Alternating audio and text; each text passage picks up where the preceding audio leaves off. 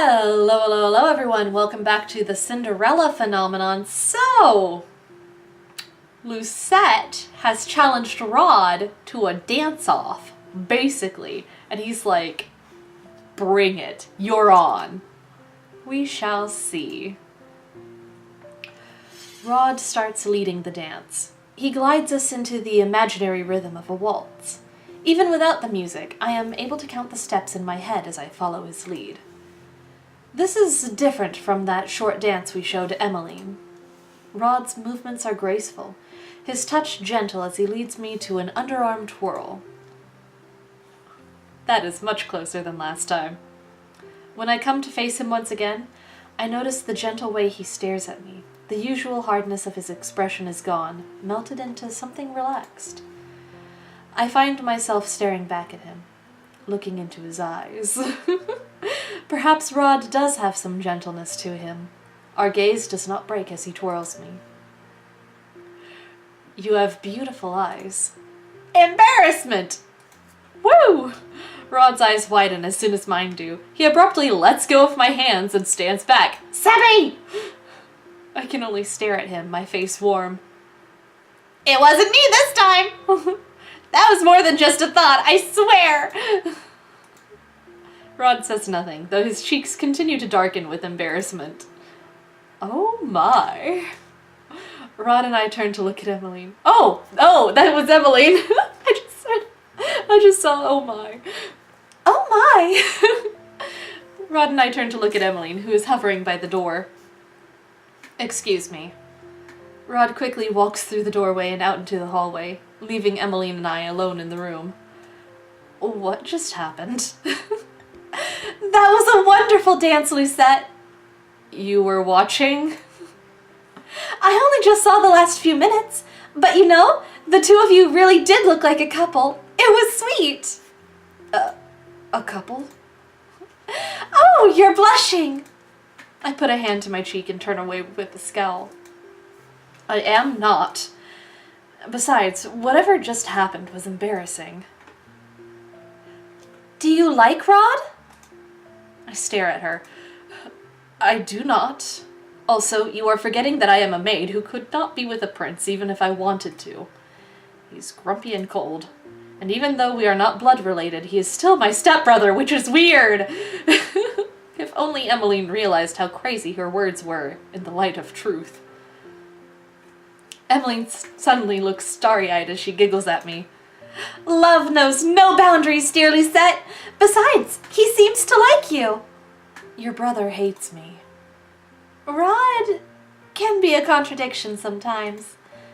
Sometimes he says the opposite of what he feels. It's only when you get to know him as well as I do that you realize what his truths are. I cannot help but think of Sebby, who always speaks Rod's thoughts aloud when they are contradictory. He was always so mean to Viorica when we were young. He would always bully her for being a crybaby, even though he cried far more often. But then I realized that he treated her more special than he did anyone else. Back then, I knew that he liked her. I thought that one day, the two of them might even grow to love each other, but... Emmeline lets out a long sigh as she directs her attention out the window. His attitude toward her has changed ever since he was cursed. Then they grew even more distant when Viorica found a lover. Is that the reason why you have been going to the toy shop with Prince Rod? Because you want to bring them back together? Emmeline nods. The three of us were best friends. The Three Musketeers. It's not the same without Rod. I keep on asking him what's wrong, but he refuses to tell me. He's always been stubborn, but it's not like him to keep secrets. It's really frustrating because I have no idea what I should do to help him. Probably he was cursed so that unless he expressed that he actually did love Viorica, he wouldn't get his voice back. So, this is a because you don't tell the truth you're getting cursed curse. I thought he was just being stubborn with me, but apparently no amount of prodding, even from his own family, will make him budge. Why is he being so difficult? Because it's the origin of his curse! I hope you do not mind me asking, but what do you know about his curse? Emmeline stares at me for a few moments before nodding. You're my friend, Lucette, and I know I can confide in you. I know that sometimes I am not trusting enough, but I think Emmeline is still far too trusting. We only know that he has the mermaid's curse. I've read the story so many times, hoping that I can figure out some way to break his curse. I think back and realize that I had actually read the beginning of The Little Mermaid a long time ago, but I did not have the chance to finish it because I was caught by Mother. The Little Mermaid is about a mermaid who trades her voice for legs, right?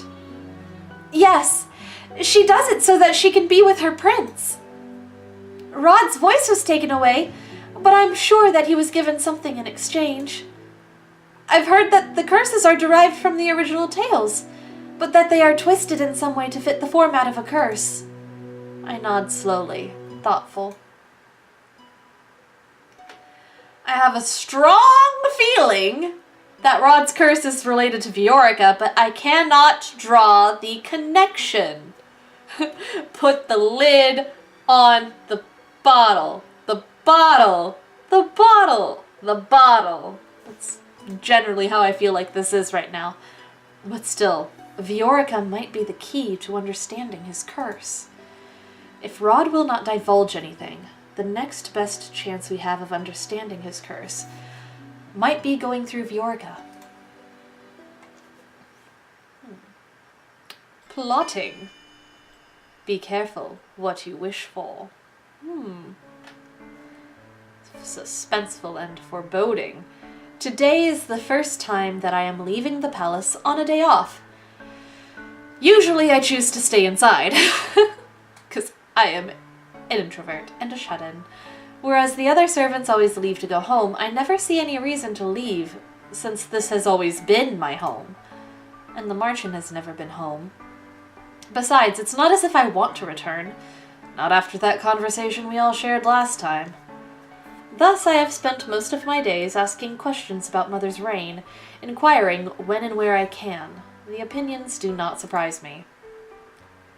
I was so scared of her. One wrong move and she'd have you thrown in prison. The townsfolk would always wait for her to pass by before leaving their houses. She was a tyrant. The kingdom is a better place now that she's gone. There's no reason for them to lie to me. The more I hear, the more my old life makes sense to me. I now know why the king never seemed to love Mother, and why the people hated her, and the reason people looked at me with such fear. However, it has been months since I have been glared at in public.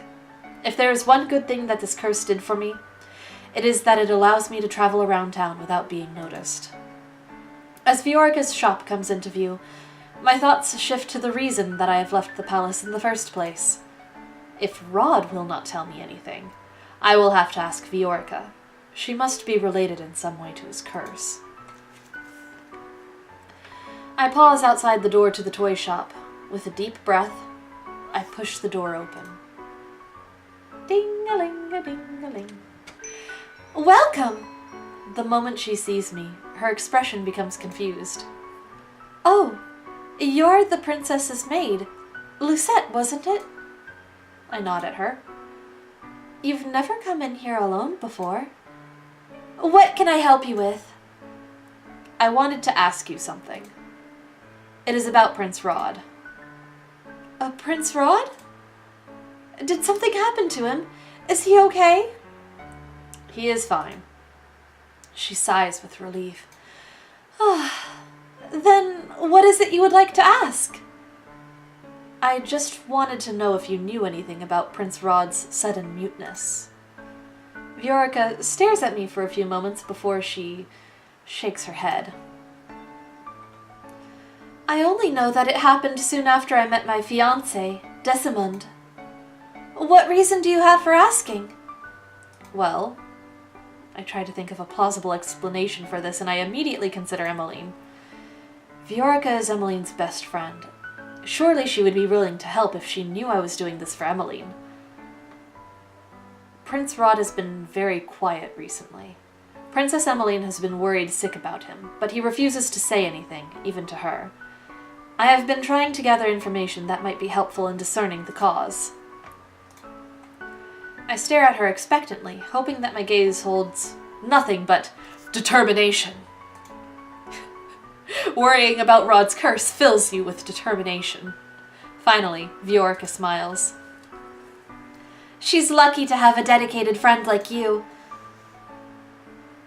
I'm still not accustomed to the fact that Emmeline considers me a friend. Before she became the princess, I was her first confidant. We were like sisters. But now that she's living in the castle, we no longer have the luxury of spending so much time together. I worry about her constantly. Even around me, Em always tended to keep her problems to herself at first. She doesn't like to bother other people with them. It is hard not to agree. With the way Emmeline was always smiling before, I never thought she had any problems in her life. It was only recently that I discovered that she was hiding all of her loneliness and pain behind a smile. It is a relief that she befriended someone who cares so much about her. I don't know if I can be much help, but I'll tell you what I know if it will help Emmeline. To start with, I'm not exactly sure how everything changed, but it all happened so suddenly. All I know is that after the night I met Desmond, our relationship changed. You couldn't guess from that context? Context clues. You met Desmond, the boy who liked you gets cursed.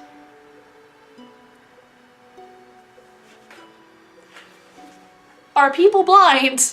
Do people just not have logical receptors in their think pans? What? Why?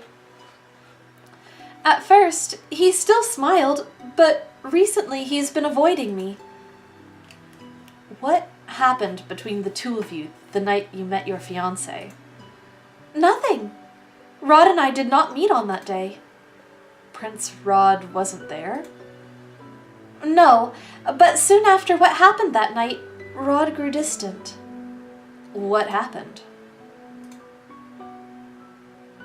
It was a dark and stormy night, and I was heading back home. I took the route by the riverbank because it was the shortest route. It was foolish of me. The road was slippery and full of mud. I lost my footing and fell into the water. The waves were strong, and I was certain I was going to drown. I don't remember what happened in the darkness of that water, only that when I woke up, my head was in Desmond's lap. That was the first time we met, but not the last.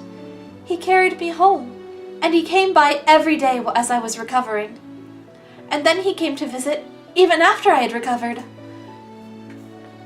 I tried not to get my hopes up too much, because what could this nobleman see in me, a mere commoner? But I still ended up falling in love with him. You have no idea how happy I was when he said he loved me too. It was a dream come true. Of course every girl dreams of marrying a prince. It was in all of the fairy tales that I read as a child. None of that was at all related to Rod. How does this relate to his curse? He loves Emmeline. Or maybe, if the mermaid curse requires a trade, he was the one who saved Viorica's life. But he had to give up his voice and his love to save her, or something like that? I don't know. You said your relationship with Prince Rod changed after that night. What happened? Viorica sighs. I told Em and Rod about Desmond soon after the incident. Em was happy that the two of us had fallen in love, but Rod didn't say much of anything. That's when I noticed he started growing distant, and when I realized that he had also lost his voice.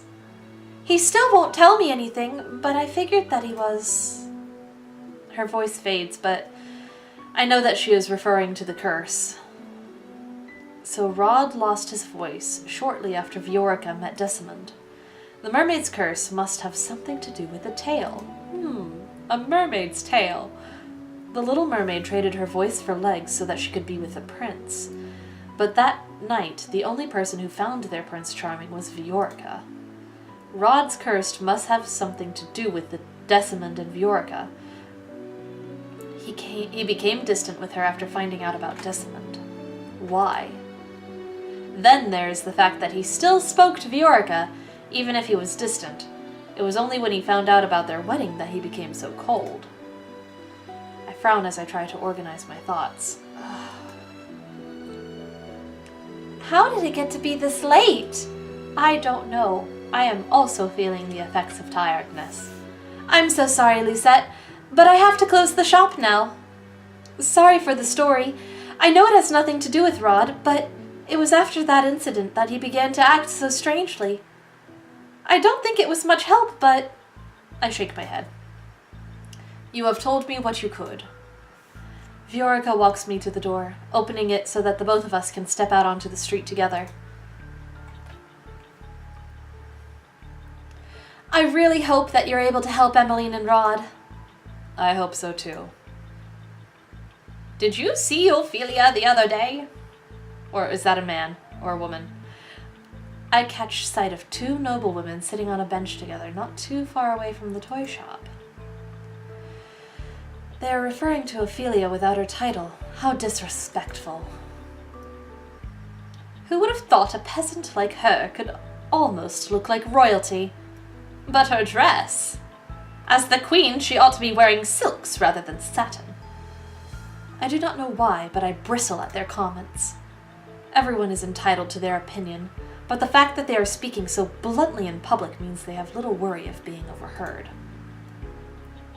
I'm still not sure what the king saw in her. Well, you know what they say about ladies lacking in natural beauty. Excuse you? Ophelia is gorgeous. Her talents must lie in other, more persuasive areas. Excuse you. She must be very persuasive indeed if the king saw it worthwhile to marry her. The urge to stab is rising. As the two women laugh, I feel something hot begin to burn in my stomach. Viorica takes in a sharp breath beside me. Since I became a maid in the palace, Ophelia has been nothing but kind to me, a mere servant. She has all the right to flaunt her status and title, yet she remains humble. Now I know that this is why everyone at the palace loves her. Common women like her can only keep a man's attention for so long. I start walking toward them without thinking. Lucette, I wouldn't... You have no right to say those things about the queen. The two women are clearly surprised at my interruption. Both of them glare at me. And you have no right to eavesdrop on us. Eavesdropping? Anyone could have heard you. Their mouths fall open. Aghast! One of the women looks at me for a long time, then sneers suddenly, as if something has occurred to her. I thought you looked familiar. You're the crown princess's personal maid. I see you always following her around when she's in town. This is none of your business, girl. Why do you care so much for our opinions? Ah, perhaps it's because the girl idolizes the queen, thinks she might also go from rags to riches. What? Oh, you do have a point. They stand and advance toward me. Do you want the prince for yourself, girl? If a commoner can become the queen, it's not too difficult to imagine yourself as a princess, is it? How foolish! You're better off dreaming smaller dreams, girl. They laugh, and the irritation in my chest blazes into full-on anger. Is this what Ophelia has been dealing with for the past year? She is being treated so cruelly when she has done nothing but love the king.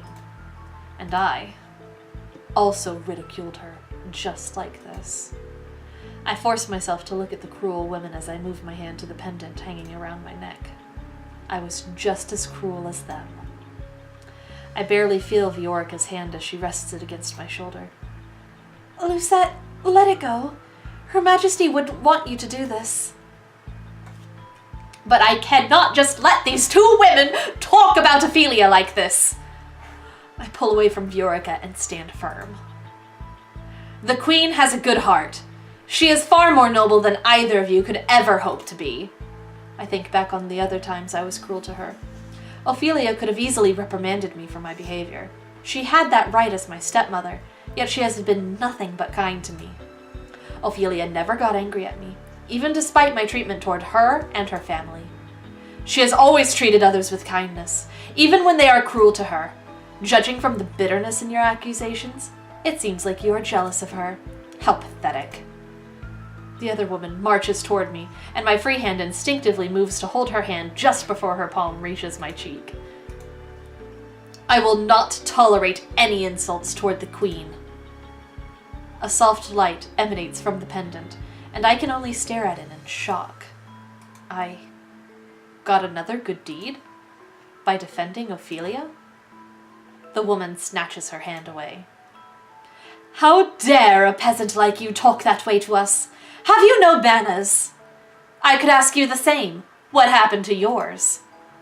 How dare you? Don't you know who we are, girl? I will see you pay for your impertinence. Our words have far more weight than yours ever will. I will go to the king myself to tell him about how rude you were. I can pass that message myself. What are you going to do? Like, really, bitch, what are you going to do? You're going to go to the king and say, I was trash-talking your wife, and the maid stood up for her and wouldn't let me smack her around, so fire her. Was that your plan? Was that really honestly your plan here? Let's be real honest. Was that your plan? Hi, Rod. I turn and see Rod walking towards us, his expression cold. The two noblewomen hastily curtsy. Your Highness! The noblewomen turn pale as Rod's eyes fall on them. Actually, we have an important dinner engagement. Yes, we do. The two noblewomen curtsy before quickly skedaddling away. What are you doing here without your guards? What trouble have you gotten yourself into now?